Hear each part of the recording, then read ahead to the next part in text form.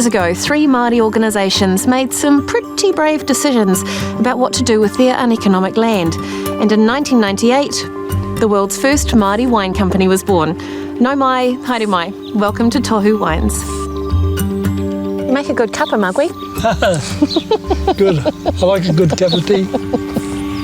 But this building, this is the newest part of Tohu Wines development. How did the whole thing start? You know, because it's been around for a few years now, hasn't it, Mugwi? Yes, it started when we all started thinking, oh, well, we'd like to be in wine. It talked about wine. And who's we? Wakatu represents 4 tribes. Okay. And there's 7 board members on it, and who are up for re-election every 3 years. So everyone's on there on the ball. You know what I mean? Young Joseph Stafford, who was working for us at that time, and he sent him out like a hunt-away dog. He searched all over and tried to find partners, marry incorporation or business partners to go into the wine business. And we finished up some land in Waihope Valley. With the vineyard here in the upper Awatiri? Yeah. Is it everything you thought it was going to be? The vision was that we were going to be somebody. We weren't going to be a nobody. We're not tied up with profits, but we have to show our shareholders that we're just not there just to look nice up on the top table. How many shareholders do you reckon you've got? A couple of thousand? Oh, no, there's about 12,000 I think there is. So any regrets? No regrets at all. No regrets, especially when you come see this winery here. It's a beautiful building. This is the start of another chapter. Yes, another chapter. Well, here's to another chapter. Yes. Got any tea left in your mug? Yep, I can see. Don't splash it on me.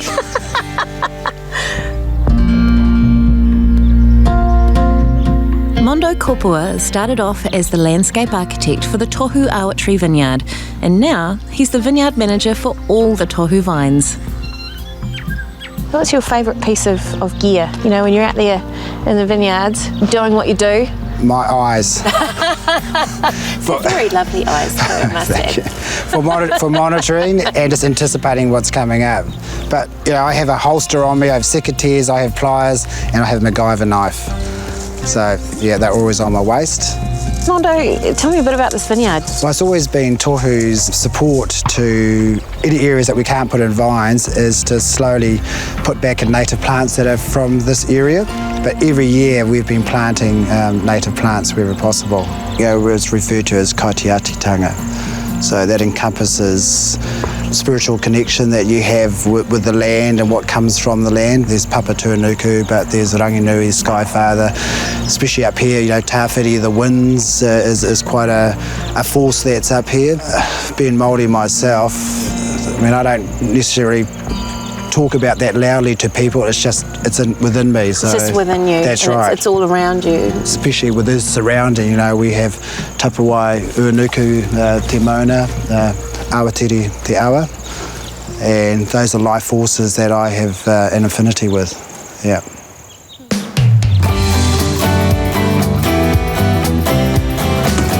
Kia ora, my name is Bruce Taylor. I'm a winemaker for Tohu Wines. You know, the great thing about my job is that I have a beautiful vineyard which produces really good fruit, and so my job more or less is just to look after it, try not to make too many mistakes, and basically sneak it into the bottle with as few errors as possible. So how's the Sauvignon looking? The Sauvignon is looking really good, Yvonne. We have some in this tank right here.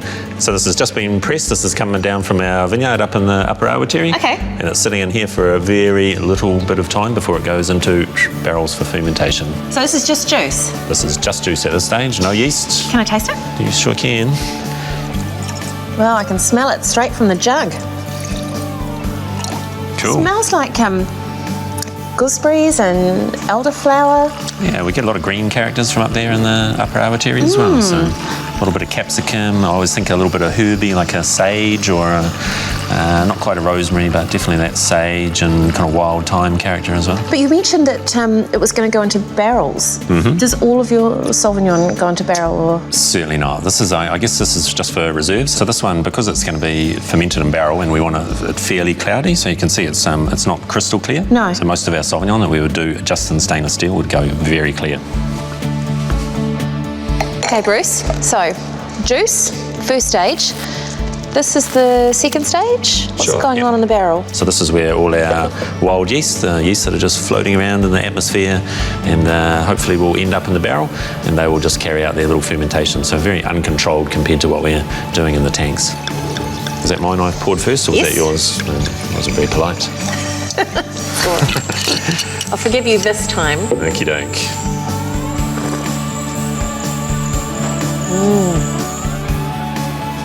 Gosh, there's a lot going on in there.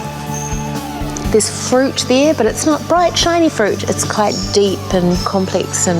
Yeah. We're really looking for layers in this wine, I guess. Yeah. You want the fruit, but you also want complexity, so you want some of those lees notes, that kind of, a little bit of that butterscotch and some of that cheesy, those kind of brioche notes coming through. Do you know, after tasting this wine, I can see why those fantails love it in this winery so much. Yeah. Cheers. Cheers to the P Waka Waka. Absolutely. Cheers to Mugwi. Yeah, nice one, Mugwi.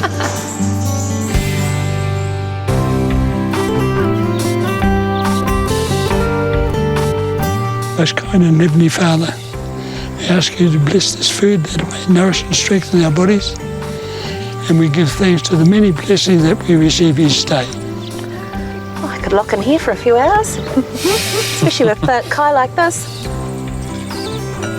Got some tanks for you to plunge, Yvonne. Oh, I'm up for it. Bit of cleaning to do. Probably not in this frock, though. Olivia, it must be really fascinating, you know, being able to tell the tohu story. It's interesting, it's different, you know, and like Uncle Mugwi talks about it, it's his history and interwoven with Māori culture, Māori mythology. And it's just another fantastic use of the land. It is, and that's why, you know, the tohu logo, it's our gift from the land. Well, you're not doing too badly. All right, cheers to tohu, and cheers to family. And of course, staff, you guys, you're part of the family, part of the whānau. Yeah. Cheers to you. Thank you. Cheers. Cheers, guys. Of course, they'll be wanting a Christmas present now, you know that.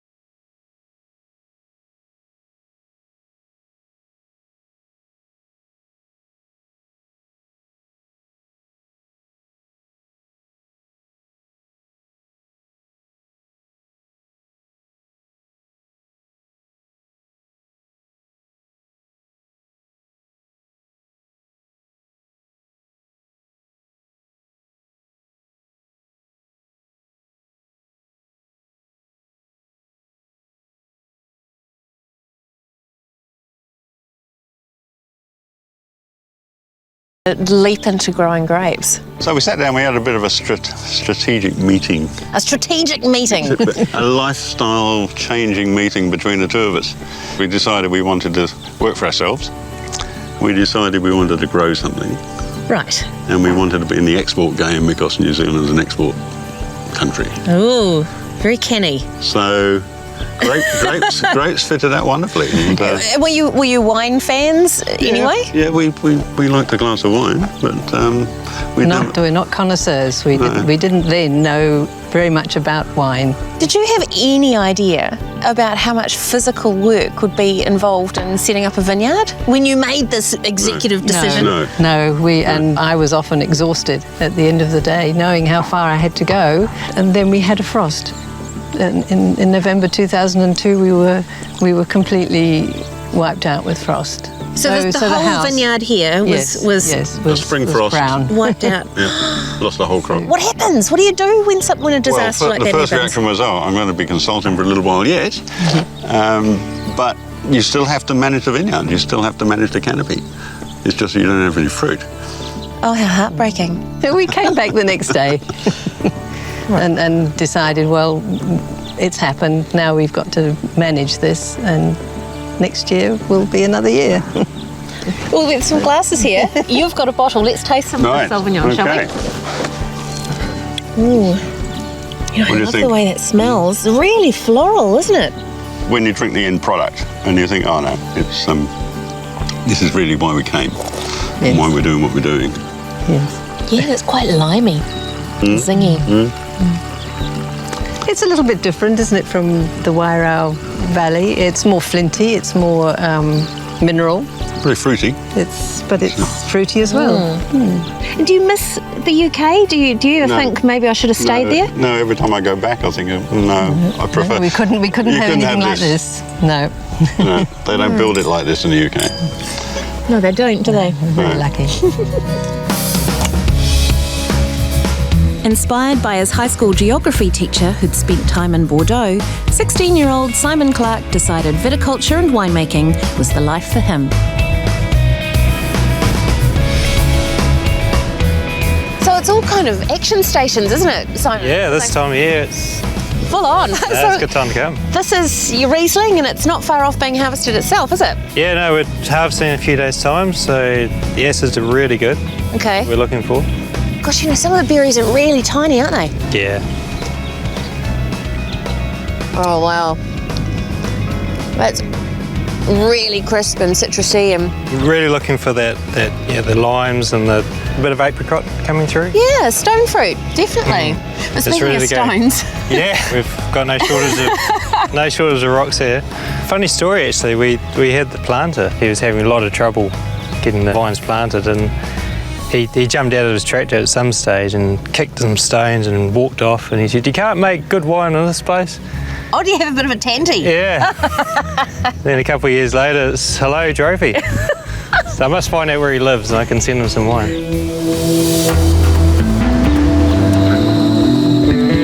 Riesling is a big deal for Clark Estate, isn't it? I mean, why is that? Why have you chosen to Well, after go with it? After university, I travelled around the world and ended up in Germany.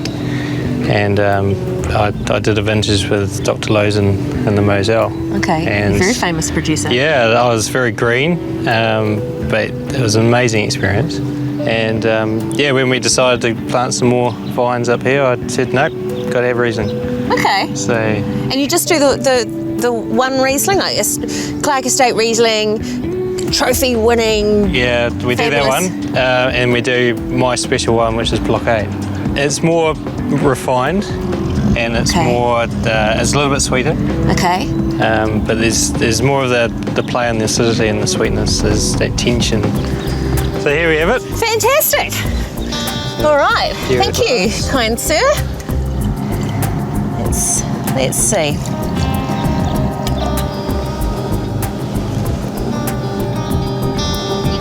Wow.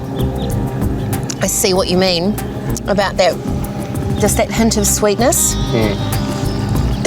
And yet it's bursting with all this gorgeous kind of really sexy citrus and... Yeah, it's a New Zealand wine made in the German style. So.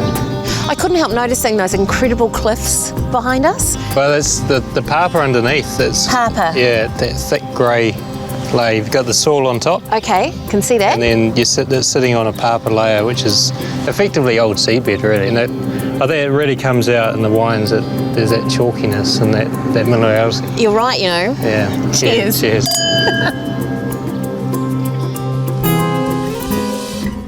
Don't they look amazing? As well as adding to the next generation of Clark family future winemakers, backing their brother up in the all-important sales, marketing and export stakes are Jennifer and Sarah. Gosh, the beginning. Your mum? Yeah. The baby vines. What a hard worker. Yeah, she said she used to know every single vine. She used to know every single vine? 22,000 of them. Yeah, by name. Name them all. Yeah, Pinot Gris. It smells like white nectarine and white peach, and it's really good. I can really taste the ginger. I really like ginger. I really taste it. You're right. It is. It's ginger and all sorts of kind of baking spices, and it's not dry, but it's not sweet. It's really good. Nice. Now tell me about the crest or the what is it? Is it a family crest or like a little sort of medal thing? It's our own made up. There's a little bit of soldier going on with the EMI, which was the corps that Dad was in the army. There's the nurse's badge in there. There's the Hertfordshire deer. And then at the bottom is Arte et Mater, which is by skill and hard work. By skill and hard work. And there's still plenty of hard work for Peter and Jane, even though they now have a more overseeing role in the business. The other thing that keeps everybody busy, though, is the growing hordes of grandchildren. Stop getting those strawberries! Hold on, here comes the cheesecake. Hang on, hang on. Cheesecake. Here it is, here it is. Here it is. Here it is. Here we go. Dessert Pinot Gris. Yeah. And you've chosen this as our special pudding match. I call it a Christmas wine because it's got those Christmas flavours, cinnamon, orange marmalade, dried apricot. I think both of them are quite, for what they are, they're quite light and fresh, and they work so well together. They really do. Cheers, everyone. Cheers. Cheers. Right, kids, you're on dishes. Yeah. An astrolabe is an ancient navigational tool that measures the position of the stars. It's also the name of the sailing ship that explored the Marlborough coast in the early 1800s. When winemaker Simon Waghorn embarked on his own business venture, he chose the name Astrolabe because he liked its historic ties with Marlborough and its connotations of exploration and discovery. He trained as a winemaker decades before wine in New Zealand became the industry it is today, and he's constantly searching for new varieties and sites that allow him to make the very best wine he can. So Simon Waghorn has one of the best palates in the business. He's sought after when it comes to judging at wine shows in New Zealand and overseas. He's amazing. My taste buds are going to get a serious workout. Well, here we are in the Arbitrary, which is really now sort of the heartland of our Sauvignon Blanc. Most of our Sauvignon Blanc is grown in this valley. This vineyard has, over the last couple of years, been one of the ones I've chosen to include in my Arbitrary blend. It just has a lovely lifted sort of jalapeno character and a nice white currant So leaf. who looks after this vineyard? Who owns the land? Who's your grower? This is owned by the Van Ash family and looked after by Jeff and Rachel Van Ash. And they've been farming this land for generations. So for us, it's very typical of our grower base. The people that love their land, have lived on it for a long time, know how it works. They're farmers by nature, but they also have a great affinity for growing the grapes the way we want them grown. Okay. It's a good day. It is a great day. Great day in the Arbitrary, and it's always good to be in the Arbitrary. You'll see behind us Mount Tapi, Tapu Wai Oanuku. Mount Tapi. Mount Tapi, it's a majestic, dominating force in this valley. It's a decent climb. It's not to be sneezed at. Ed Hillary used to practice on that mountain before he went to Everest. It must be so fantastic, kind of having this sort of smorgasbord. That's what it's all about, really. Sites to choose from. That's where we get our style from, because we have chosen the sites where we want the grapes grown. And people may think that Sauvignon Blanc and Marlborough is all much of a muchness, but I end up with 30 wines after fermentation that I use to make my blends, and they're all unique in their own aspects. Astrolabe sources fruit from 19 different vineyards scattered around almost every Marlborough sub-region, including a secret plot of vines much further south on the Kekeringu coast. I feel like I'm in this kind of secret valley. You can't see anything from the road. We're way up on the top of the hill. There's kind of snowy peaks and there's the coast over there. We found it really by accident and then fell in love with it. And it has a wonderful series of terraces starting just behind us. You see the higher one. So when you did decide to plant, did Simon and the team at Astrolabe tell you what they wanted in the ground, or did you kind of make that decision yourself? Jeremy really was the man, and Jason Yank were the people who gave us the best clone to put down and just really advised us what to happen, and we all still talked, and then Simon came in and said, just make it happen. And it did. We've got the Kekerengu Pinot Gris in front of us. I've heard a huge amount about this wine. We get to a little bit of an interesting musky perfume, which I think comes from the limestone. That's definitely a feature of this year in, year out, that sort of musky, chalky sort of perfume. And you're right, it's got that lovely kind of really crisp but soft textural mouthfeel, and it's dry, but there's a richness to it. It's a wine that's built for aging, and this wine should be still very good drinking 20 years' time. 20 years' time? Yeah, I can say that without any doubt. It's the quality of the fruit, the cleanliness of the fruit at harvest, the screw cap bottle. It's a bulletproof wine that'll gather mass and bottle age complexity as it goes on. I like that, a bulletproof wine. We just love what Simon does with it. He puts the vineyard in the bottle. Yes, exactly. While it's harvested. Yeah. While it's being harvested, we're still eating the grapes. And it's still there. Yeah. And Simon, we take our hat off to Simon, Jeremy and Jason. Just awesome. No, we're very proud to be part of the team. With the hungry growers about to arrive for dinner after their tour, it's all go in the kitchen with Jane and assistant winemaker Tim. I've got to admit, Tim, I'm a little bit surprised to see you in the kitchen, and you've been here all day. Shouldn't you be in the winery? Yeah, well, I should, but in a former life, I was a chef. What you've got to try, though, is the seafood. Yes. What kind of seafood have you got? Well, we've got some wonderful Marlborough clams. Ooh, yum. And Tim has been out and has gathered de Villiers, which is bull kelp.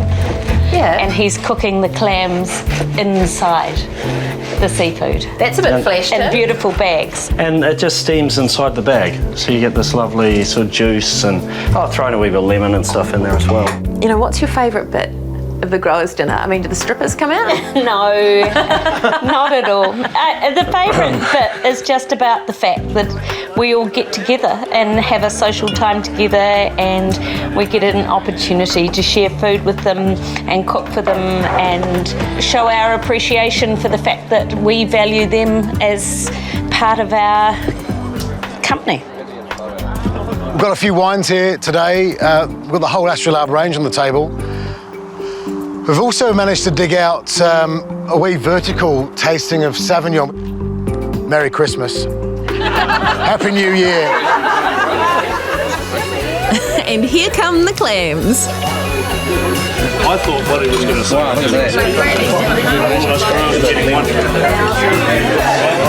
This has been awesome. Cheers. Cheers.